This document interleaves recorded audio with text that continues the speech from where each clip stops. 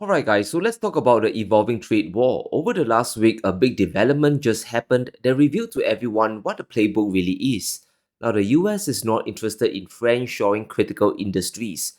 The agenda is reshoring back to American soil any type of production Trump deems as essential for the US economy. Now chip production is one, automotive is another, but the latest bombshell to be dropped is the steel tariffs that will impact major economies around the world, and it won't exactly be awesome for the US either. Now, in just a few days, the Trump administration will be increasing the tariffs on US steel from 25% to 50%. Trump wants to protect the US steel industry from what he calls foreign influence and unfair competition. So the plan is to bring back steel jobs at any cost, and if you listen to his speech, it sounds really good. Now, to the average steel worker in Pittsburgh, it definitely sounds like a victory here. We don't want America's future to be built with shoddy steel from Shanghai. We want it built with the strength and the pride of Pittsburgh. It's Pittsburgh steel, it's U.S. steel, and it's going to be something even more special when you get all that billions of dollars of new equipment that they're going to be investing right here. Billions and billions of dollars. Now, firstly, China doesn't really export much steel to the US anymore. Since 2018, they have been facing punitive tariffs for over 7 years. The real victims of the tariffs aren't China, it's actually US allies and America's immediate neighbors. Now, this move is just going to torpedo further negotiations in the weeks to come. Now, this chart shows us the top suppliers of steel and aluminum into the US market. Top of the list is Canada with $7.1 billion worth of exports last year in 2024. The second biggest is Europe with 7 billion and Mexico at 3.5 billion. South Korea, Japan and Taiwan comes in at a combined $6 billion as well. Now all these are US allies and they rely on the US market that blocks out China to survive. And now that Trump is going to tariff everyone, it's game over for many global steel mills, especially in the EU. Now, funny enough, China is at the bottom of the list. They export less than $800 million worth of steel to Trump's economy. So this tariff increase is a nothing burger for them. But once again, we have to look deeper at why Trump is taking action now. Plus, is this really a win for the US manufacturing as a whole, or will the burden be thrown to the consumer? Now, firstly, there's a reason why Trump is doing the deal today, and it all has to do with Nippon Steel, and this is a maneuver straight out of his out of the deal playbook. There will be no layoffs and no outsourcing whatsoever, and every U.S. steel worker will soon receive a well-deserved $5,000 bonus. That's very rare. People say, well, we'll move to another place or we'll do chips, or we'll do something like chips. Somehow you don't want to do chips. I'm looking at these giant guys with the giant arms. You're not going to like doing chips. Most importantly, U.S. Steel will continue to be controlled by the USA. Otherwise, I wouldn't have done the deal. I wouldn't have done it. Now, to put some context, the Nippon Steel deal is not completed yet. Trump has not officially approved it, and we can look at a 50% tariff in two ways.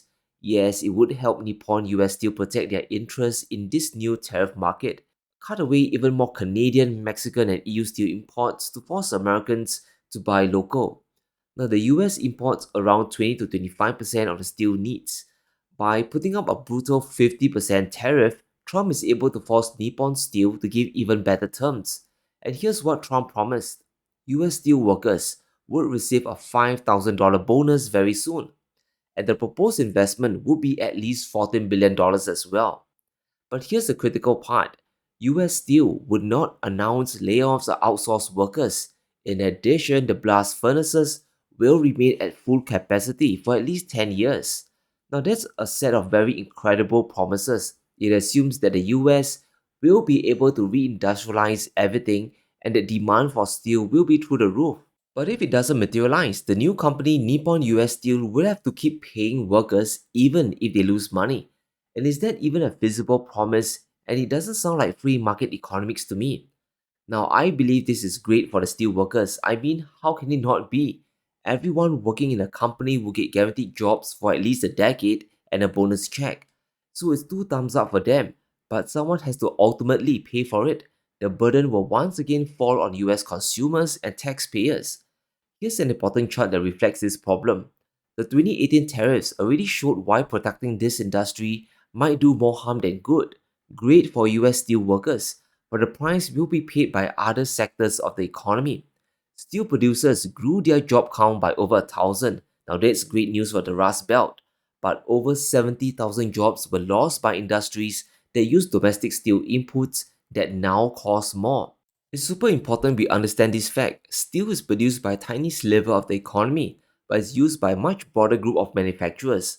Auto companies, electronic producers, and even Apple, they all need steel. Your iPhones, iMacs, and TV screens, all this will now get more expensive. As a result, the price tag ultimately goes up. How can you compete with more affordable Chinese products overseas? You simply can't. According to steel and aluminum distributors, the 50% tariff will be very effective to cut away imports. Foreign steel mills won't be able to climb over that tariff wall.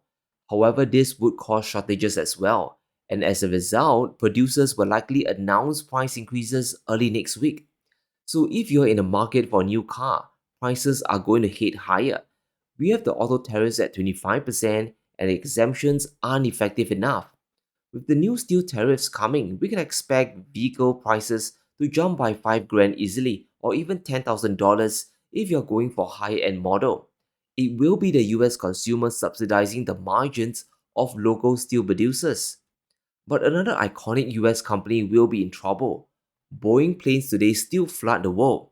You can find them at almost every airport, but the tariff war is going to make them even less competitive. Boeing planes are built using parts from all over the world, stabilizers from Italy, landing gears from the UK, and wings from Japan. And yes, domestic steel from the US.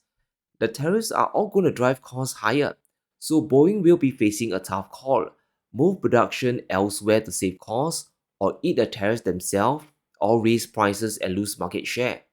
So I hope you can see and appreciate the domino effect when it comes to the tariff war. A 50% tariff on steel sounds great, but the effects can be really profound, not just to the consumer, but for major US industries as well. But let's shift gears, let's shift focus to the big financial issue facing the US. And I think you guessed it, right? Debt and deficits, they are pushing the bond markets to breaking point. Global bank JP Morgan is now warning that the bond market is going to crack, and it all has to do with overdoing QE and the incoming spending problem. Jamie Dimon is expecting an incident to happen in the treasury market that will cause the Federal Reserve to step in, which means adding more liquidity to the system, which is a fancy way of saying money printing is coming. Now, that obviously is going to cause an inflation problem and a deeper erosion of trust, and Diamond really laid a good one on the US. I'm not as worried about China. China is a potential adversary. They're doing a lot of things well. They have a lot of problems. What I really worry about is us. Can we get our own act together, our own values, our own capability, our own management? What you heard today on stage was the amount of mismanagement is extraordinary. And I always get asked this question: are we going to be the reserve currency? And no, if we are not the preeminent military and the preeminent economy in 40 years, we will not be the reserve currency. That's a fact. Just read history. Now I think we will be. Warren Buffett here would tell you we're enormously resilient. I agree with that. I think this time is different. This time we have to get our act together and we have to do it very quickly. So Diamond kind of pointed out two things. If the US isn't the preeminent military or economic power, the top dog in 40 years, the reserve currency status is done. The dollar will be toasted. The biggest worry isn't really China, but what the US themselves is doing to undermine their own progress. And we really have to talk about the out of control deficit spending. Firstly, Doge, the cost cutting department, has failed. Elon has left, and the final cost savings is a drop in the bucket. We went from $2 trillion in promises to $1 trillion down to around 170 billion. And let's just assume every single dollar is accounted for, that the savings are 100% true. It still doesn't move the needle. The US deficit last year came in at $1.8 trillion or 6.4% of GDP. Elon's cuts are less than 10% of that. It's a valiant attempt, but the impact is just not significant enough. And some could argue it could even raise the deficit going forward because many people are now unemployed. And let's not forget the big beautiful bill. Trillions of dollars will be borrowed and spent over the next decade. Things are turning into an emergency.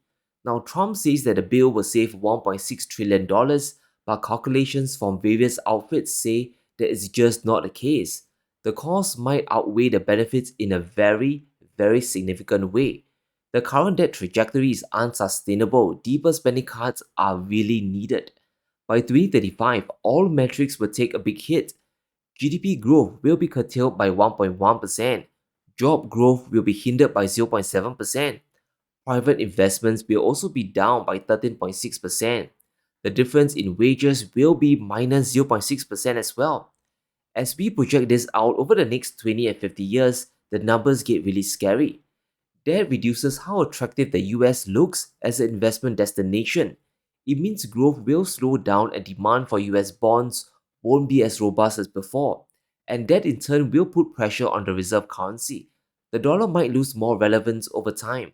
And this is how serious the debt increase is. We see a lot of people talking about bond yields rising, and most of the time we connect it to higher borrowing costs, and that's 100% true. But there's also a direct impact on the national debt. The amount of borrowing year after year will rise because you still need to pay interest on the loan. Last week, we saw the term premium hit nearly 1% or 100 basis points. Investors push rates up for long-term US bonds, and just a 10 basis point increase would add $351 billion to the 10-year deficit. This is the snowball effect that everyone here is very familiar with. And that's why nothing can stop this train, especially not with the current bill and the tariff war. There are very few paths left to land the plane, and either option will cause an immense amount of pain for Main Street. Now, the first, of course, is to crash the economy, enter a deep recession, and allow massive austerity for the system to detox itself, a big global reset. And yes, that would mean all asset prices collapsing. The second would be to inflate the debt away, run the economy hot, and let inflation-fueled growth take over. Because either way, the White House has to choose. Credit default swaps or CDS has risen to 52 basis points, the highest since 2023. We know the US government won't technically default because they can just print money through the Federal Reserve. But the fact that CDS rates are rising shows that investors they are losing trust. It's one of those metrics that we can't ignore. You can actually see this as an indicator of potential money printing. Many foreign investors are also abandoning the US and they're taking their money back home or to other markets. And the most popular place is to head to places where the currency is strengthening against the dollar. Now, foreigners bought over $2 billion in Japanese shares in the third week of May, and this brings the total to nearly 20 billion since Liberation Day. Japan's economy contracted in Q1. GDP fell by 0.2%. They also have an incredible debt crisis going on. And this tells you how crazy the markets are today, that Japan's problems are less severe than the US, at least to investors. So it is very important to watch the debt situation and the trade war. Trump is now on the economic war path, and thanks to the Teiko debacle, everyone calling him, he's going to chicken out. I think he has something to prove. He's not going to stop. But let me know what you think. Will Trump's steel tariffs work or backfire? Or will the markets punish endless government spending? Is the day of reckoning coming soon? Let me know in the comments below. Stay safe. Be sure to smash the like button and subscribe as we navigate through these crazy times.